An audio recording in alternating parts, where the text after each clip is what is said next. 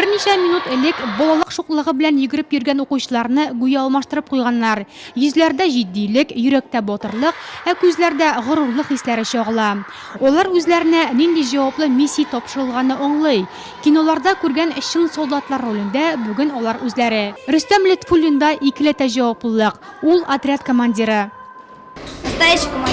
Шын командир буйрукларны төгәл әйтергә, тәртип сакларга һәм дөрес итеп рапорт бирергә тиеш. Командирга күп нәрсә бәйле.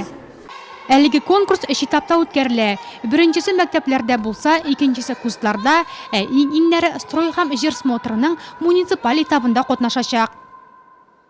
Һәр элемент 5 баллы система буенча оценивателе, аларның тышкы кыяфәтләре, начальникка ничек подход, аларга рапорт бирүләре, аларның 1-2 колоннадан 3нче шеренжин стройга басулары, шулай ук аларның отрядта йөрүләре, ничек девизны әйтәләр, ничек речевкасын әйтәләр, ничек йөрәнҗырлар.